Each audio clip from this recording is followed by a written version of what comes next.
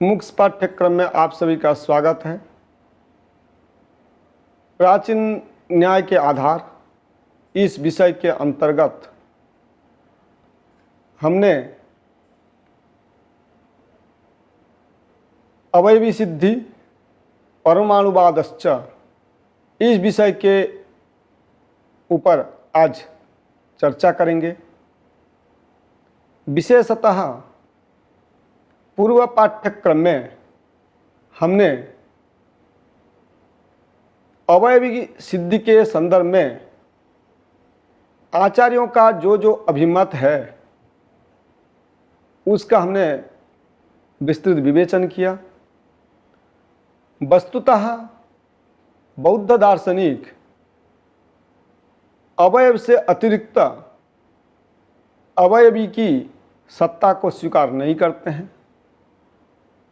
उनमें भी उन्होंने जो युक्ति दी है,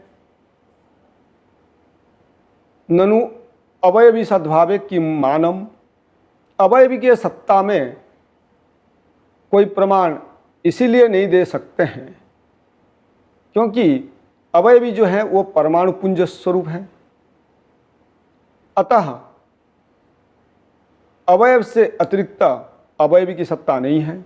इसके खंडन में नैयायिकों ने यह प्रदर्शित किया है, यदि परमाणु अप्रत्यक्ष है तो परमाणु पुंज के भी अप्रत्यक्षत्व होने की आपत्ति आएगी। उसके दृष्टांत में जो बौद्धों ने प्रदर्शित किया केस को लेकर वह भी ठीक नहीं है। उसका निराकरण करते हुए धारणा आकर्षण उपपत्तिश्च इस प्रकार सूत्रों के द्वारा अवयव की सत्ता को पृथक रूप में स्वीकार किया।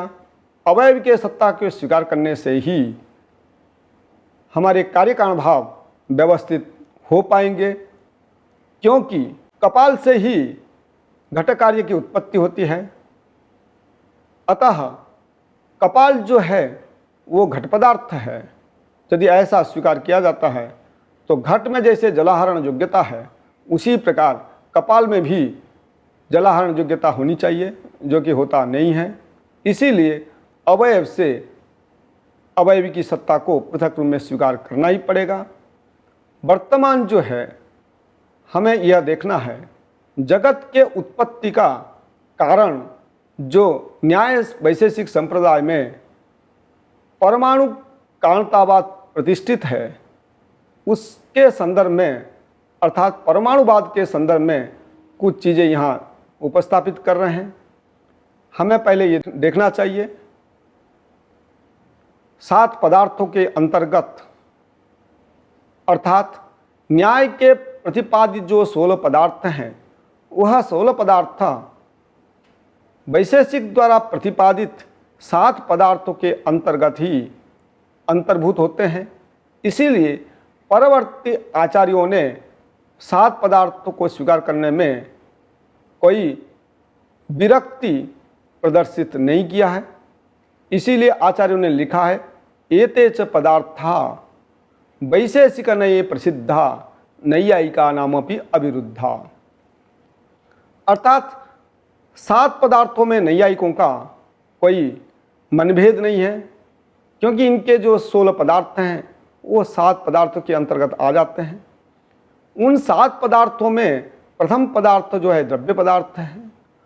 द्रव्यत्व जातिमत द्रव्यम, ऐसा ही द्रव्य के लक्षण किया गया है। और समवायी कारणत्वम, इस प्रकार का भी लक्षण किया गया है। जो भी हो वह द्रव्य हमारे यहाँ पृथ्वी जल तेज वायु आकाश काल दिक आत्मा मन के भेद से 9 प्रकार के होते हैं। इसलिए कारिकावलिकार लिखते हैं, चित्यप तेज मरुद्यम काल दिग्देहिनो मनः द्रव्यानि। तो 9 द्रव्य में पृथ्वी जल तेज वायु, इनके 2 भेद मिलते हैं, एक नित्य रूप, एक कार्य रूप। जो कार्य रूप होते हैं वह अनित्य होते हैं और जो उत्पत्ति विनाश से रहित होते हैं उनको हम नित्य मानते हैं। नित्य परमाणु रूप होते हैं, अर्थात पृथ्वी आदि चतुष्टय के परमाणु आकाश आदि पंचक ये नित्य पदार्थ होते हैं, नित्य द्रव्य हैं। प्रश्न उठता है नित्य का लक्षण क्या बनाएंगे। उसके लिए आचार्यों ने लिखा है ध्वंस भिन्नत्वे सति ध्वंसा अप्रतियोगित्वम, यही नित्य है। उसमें विशेषण जो है ध्वंस भिन्नत्व है और ध्वंसा अप्रतियोगित्व जो है ये विशेष्य दल है। दोनों दल देने का क्या प्रयोजन है, इस संदर्भ में यह ध्यातव्य है। केवल ध्वंस भिन्नत्व विशेषण मात्र कहेंगे तो जो स्थितिकालीन घट है उसमें भी ध्वंस भिन्नत्व है तो वह भी नित्य हो जाना चाहिए। उसके वारण करने के लिए हमें ध्वंसा अप्रतियोगित्व ये विशेष्य दल देना पड़ेगा। केवल ध्वंसा अप्रतियोगित्व यदि कहेंगे तो ध्वंस के ध्वंस नहीं होते हैं, अतः ध्वंसा अप्रतियोगित्व ध्वंस में भी विद्यमान है। उसमें अतिव्याप्ति परिहार करने के लिए हमें ध्वंस भिन्नत्व पद भी देना पड़ेगा। इसीलिए ध्वंस भिन्नत्वे सति ध्वंसा अप्रतियोगित्वम यह नित्य का परिष्कृत लक्षण है। अथवा त्रिकालाबाध्यत्व यह भी नित्य का लक्षण बना सकते हैं। ध्वंसा अप्रतियोगित्वम अथवा प्रागभाव अप्रतियोगित्वम, इस प्रकार का भी लक्षण हमें उपलब्ध नित्यत्व के संदर्भ में प्राप्त होते हैं। पृथिव्यादि चतुष्टय के जो परमाणु होते हैं वो नित्य होते हैं, क्योंकि उन्होंने प्रतिज्ञा भी किया है तत्र गंधवती पृथ्वी सा द्विविधा नित्या अनित्या च, नित्या परमाणु रूपा अनित्या कार्य रूपा। इसी प्रकार जल के प्रकरण में, तेज के प्रकरण में एवं वायु के प्रकरण में भी यह प्रतिपादित किया गया है। सबके लक्षण भिन्न भिन्न है। जैसे गंध समवाय संबंध से पृथ्वी में रहती है अतः गंधवती पृथ्वी, शीत स्पर्श केवल जल मात्र में रहता है अतः शीत स्पर्शवत जलम, एवं उष्ण स्पर्श तेज मात्र में रहता है अतः उष्ण स्पर्शवत तेजः, और रूप रहित स्पर्शवान जो होते हैं वो वायु होते हैं। ये तो चार द्रव्य के हम सामान्य लक्षण कहते हैं, किंतु इनके विभाग में भी दो दो प्रकार हमको उपलब्ध होते हैं। पृथ्वी के जैसे अनित्य पृथ्वी होते हैं, इनके जो तीन भेद होते हैं शरीर इंद्रिय विषय, उनके हमने विचार पूर्व पाठ्यक्रम में किया है। जल के भी उसी तरह तीन होते हैं शरीर इंद्रिय विषय भेद से। शरीर जो है वो जलीय शरीर वरुण लोक में प्रसिद्ध है, और इंद्रिय जो है रसन इंद्रिय है, एवं विषय जो है शरीर समुद्र आदि। तेज के भी वही स्थिति है, आदित्य लोक का जो शरीर है वो तेजस शरीर है, इंद्रिय जो है चक्षु है, एवं विषय जो है आपका भौम दिव्य उदर या आकर्ज भेद से चार प्रकार के होते हैं। एवं वायु के भी वायुलोक में जो प्रसिद्ध शरीर है वो वायवीय शरीर है, उसके इंद्रिय त्वगिंद्रिय है, एवं विषय जो है वृक्षादि कंपन हेतु। इस प्रकार अनित्य पृथ्वी जल तेज वायु के कार्य रूपत्व एवं एतद अतिरिक्त जो नित्य रूप है उनका परमाणु के रूप में व्यवस्थापित किया गया है। प्रश्न उठता है परमाणु बाद हम प्रतिपादन करने जा रहे हैं, परमाणु का स्वरूप क्या होगा। इसके लिए सप्त पदार्थिकार लिखते हैं निरवयवत्वे सति क्रियावान परमाणु, अर्थात जो निरवय हो और क्रियावान हो। अथवा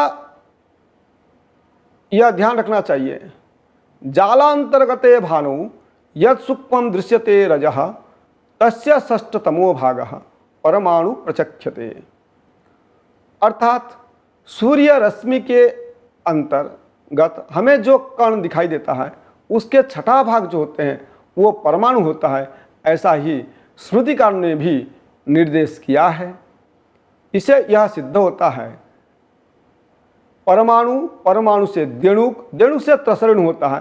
त्रसरणु 6 परिमाण वाले होते हैं, 6 परमाणु से युक्त होते हैं। कैसे न 2 परमाणु के संयोग से ही हमें देणुक की उत्पत्ति, 3 देणुक के संयोग से ही त्रसरणु की उत्पत्ति, एवं 4 त्रसरणु के संयोग से चतुरणु।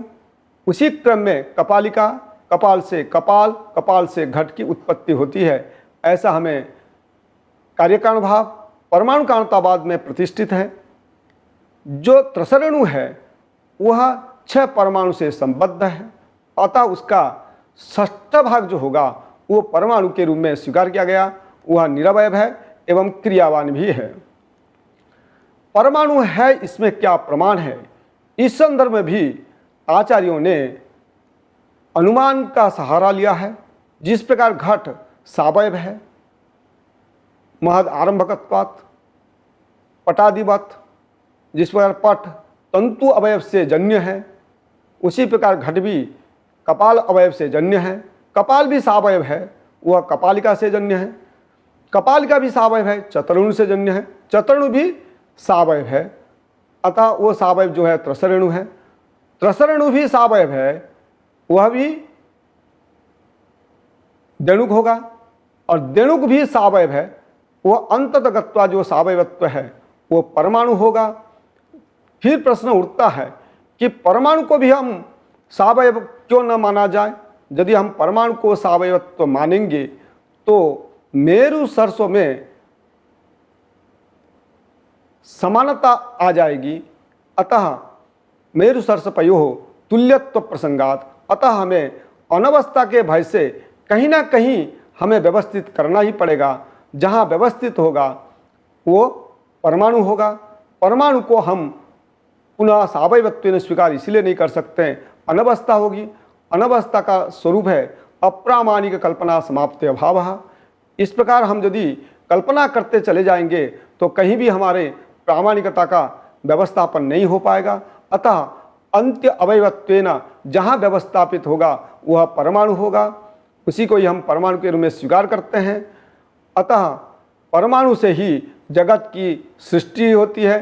अतः आरंभवाद यह नैयायिकों का सिद्धांत है। अतः परमाणु से ही कार्य द्रव्य की सृष्टि होती है। वह परमाणु नित्य है, उसको हम अनित्य इसीलिए नहीं मान सकते हैं। यदि वो अनित्य होता तो वो उत्पन्न विनाशील होता, क्योंकि उस संदर्भ में न्याय सूत्रकार भी लिखते हैं खंडन में, अनित्यत्व के खंडन में, अंतर्बहिश्च कार्यद्रव्यस्य कारणांतर वचनात् अकार्ये तदभाव।